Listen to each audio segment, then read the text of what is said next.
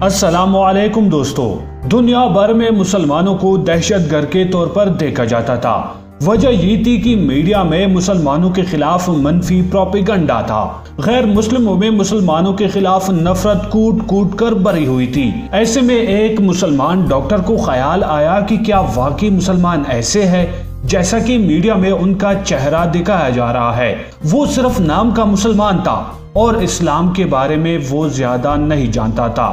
وہ خود کہتے ہیں کہ میں صرف نام کا مسلمان تھا، مجھے اسلام کے بارے میں کچھ بھی پتا نہیں تھا، لیکن پھر اللہ تعالیٰ نے مجھے توفیق عطا فرمائی اور آج میں حقیقی معنوں میں مسلمان ہو چکا ہوں اور کوشش کرتا ہوں کہ اسلام کے متعلق غلط فہمیوں کو دور کروں۔ اس شخص نے اسلام اور دیگر مذاہب کا مطالعہ کیا اور اس پر یہ حقیقت آشکارا ہو گئی کہ اسلام امن و آجزی کا درس دیتا ہے اور اسلام ہی دین الہی ہے۔ لہٰذا انہوں نے پوری دنیا کو چیلنج کر دیا کہ کوئی بھی اسلام کی کسی بھی بات کو غلط ثابت ہی نہیں کر سکتا۔ اسلام کے متعلق کسی کا بھی کوئی بھی سوال ہو، میں اس کا جواب دوں گا۔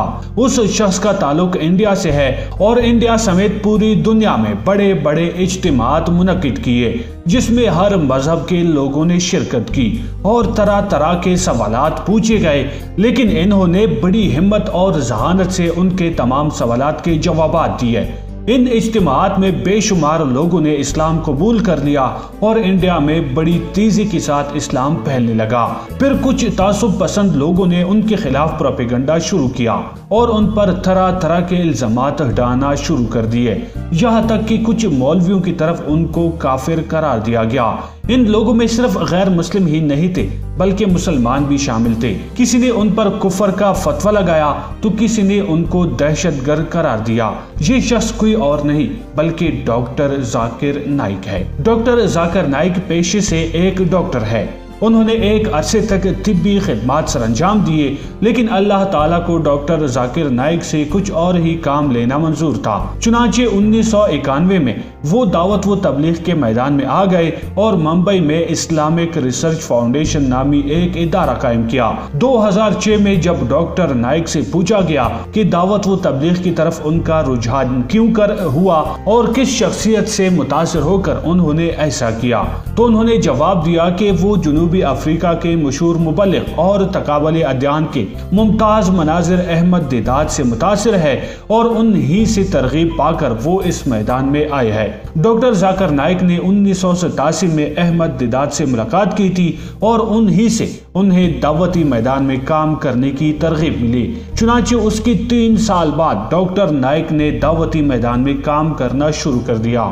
ڈاکٹر ذاکر نائک نے دین اسلام کی دعوت و تبلیغ کے لیے روایتی علماء کا طریقہ اختیار نہیں کیا۔ انہوں نے کسی مسلم گروہ یا کسی مخصوص فرقے تک خود کو محدود نہیں رکھا، بلکہ انہوں نے اپنی دعوت و تبلیغ کا دائرہ وسیع کرتے ہوئے پوری قوم کو اپنا مخاطب بنایا، جس میں مسلم، غیر مسلم اور دیگر مذاہب کے لوگ شامل تھے۔ ڈاکٹر ذاکر نائک نے مسلمانوں میں رائج غلط عقائد اور رسوم و رواج کے خلاف آواز بلند کرنے اور انہیں خالص کتاب و سنت کی طرف دعوت دینے کے ساتھ ساتھ غیر مسلموں کو بھی اسلام کی دعوت دینا شروع کیا۔ بعد میں عصری تقاضوں کے مد نظر اپنے دعوتی پیغام کو دنیا بھر میں عام کرنے کے لیے انہوں نے کئی زبانوں میں ٹی وی چینل شروع کیے جس کا نام پیس ٹی وی رکھا۔ ان کے دعوتی اور تبلیغی مشن کو زبردست کامیابی ملی۔ چنانچہ جب بڑی تعداد میں لوگ ان کے ہاتھ اسلام قبول کرنے لگے تو دیگر مذاہب کے لوگوں میں ان کے خلاف نفرتیں پھیلنے لگی اور انہوں نے نائک کے خلاف سازشی کرنا شروع کر دی۔ مسلمانوں میں ایک طبقہ ان کا کٹر مخالف ہو گیا کیونکہ ڈاکٹر ذاکر نائک نے ان کے عقائد میں اصلاح کی کوشش کی، ان کو غلط رسوم و رواج سے باز آنے کی اپیل کی۔ ڈاکٹر ذاکر نائک کے ان مخالفین نے ہمیشہ ان کو دبانے کی کوشش کی، ان کو دعوتی سرگرمیوں پر روک لگانے کی ہزارہا جتن کیے، لیکن انہیں کامیابی نہیں ملی، بلکہ اس کے برعکس ڈاکٹر ذاکر نائک کی آواز مزید مضبوط ہو گئی۔ ان کے ماننے اور چاہنے والوں کی تعداد دنیا بھر میں مستقل طور پر بڑھتی گئی۔ ڈاکٹر ذاکر نائک اپنے قائم کردہ پیس ٹی وی نیٹ ورک کے ذریعے علم کی کرنیں بکھیر رہے تھے۔ ان کا ٹی وی چینل تمام انسانیت کے لیے انصاف، اخلاقیات، مذہبی رواداری اور دانش کی تبلیغ کا فریضہ سر انجام دے رہا تھا، مگر بھارتی حکومت کے ایک مسلمان کے بارے میں تعصب کا اندازہ اس سے کیا جا سکتا ہے کہ اس نے 2012 میں اس چینل پر محض اس لیے پابندی لگا دی کہ وہ اسلام کی خدمات سر انجام دے رہا تھا۔ یہ ایک ایسا جرم تھا جو فرقہ پرست ہندو تنظیم راشٹریہ سیوک سنگھ سے برداشت نہ ہو سکا اور حکومت پر دباؤ ڈال کر پیس چینل کو بند کروا کر ہی دم لیا۔ ایک بھارتی صحافی کے مطابق ممبئی پولیس نے فرقہ پرستی پھیلانے کی جھوٹے اور گھٹیا الزامات لگا کر ڈاکٹر نائک پر اجتماعات سے خطاب کرنے پر بھی پابندی لگا دی۔ یوں بین المذاہب یکجہتی کے بہت بڑے علم بردار کی آواز کا گلا گھونٹ دیا گیا۔ انڈین سیٹلائٹ نے پیس ٹی وی کے پروگراموں کو نشر کرنے سے انکار کر دیا۔ بھارتی حکومت نے 2016 عیسوی میں ڈاکٹر ذاکر نائک کو غیر مقیم انڈین NRI قرار دیا، تاہم اس آڑے وقت میں سعودی عرب نے مہربانی کی اور انہیں مملکت کی شہریت دے دی۔ 18 جولائی 2017 میں بھارتی حکومت نے نیشنل انویسٹیگیشن ایجنسی کی سفارش پر ان کا پاسپورٹ منسوخ کر دیا۔ 28 جولائی کو انہیں قانون شکنی کا مرتکب قرار دیتے ہوئے ان کے اثاثوں کی ضبطگی کا عمل شروع کر دیا، جو کہ انسانی حقوق کی بدترین خلاف ورزی تھی۔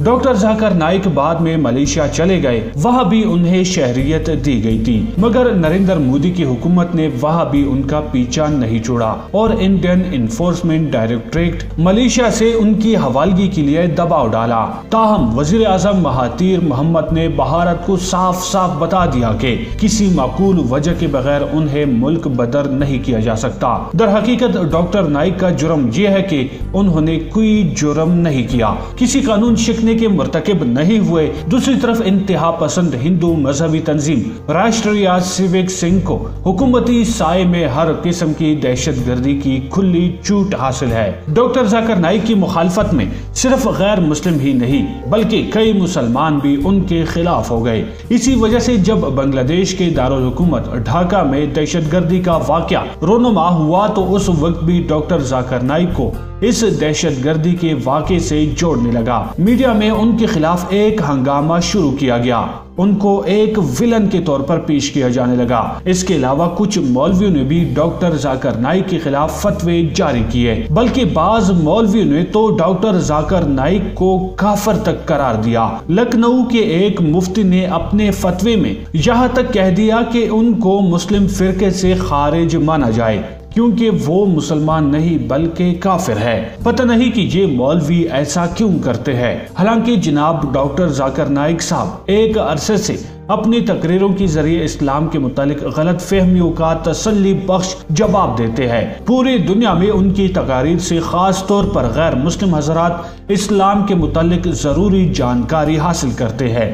وہ عیسائی ملکوں اور یورپ و امریکہ میں بھی اسلام کی تبلیغ کرتے ہیں۔ متعدد بار امریکہ کے مشہور پادری ڈاکٹر ولیم کیمبل اور انڈیا کے پنڈت شری روی شنکر جیسے لوگوں کو لاجواب کر چکے ہیں۔ حالانکہ ڈاکٹر کیمبل نے اپنے کتاب میں قرآن مجید کے اندر بہت سی خامیاں گنوائی ہے اور ان کا دعویٰ تھا کہ کوئی بھی مسلمان ان کے سوالوں کا جواب نہیں دے سکتا، لیکن اللہ تعالیٰ کا شکر ہے کہ ڈاکٹر ذاکر نائک نے ان کے ملک جا کر ہزاروں افراد کی موجودگی میں ان غلط فہمیوں کا نہ صرف یہ کہہ کر ازالہ کیا بلکہ موجودہ بائبل میں سینکڑوں خامیاں گنوائی جن کا مسیحی مبلغ سے کوئی جواب نہیں بن پڑا، اور اس مسیحی مبلغ نے سرعام اپنی شکست کا اعتراف کیا جس کو پیس ٹی وی پر ساری دنیا نے دیکھا۔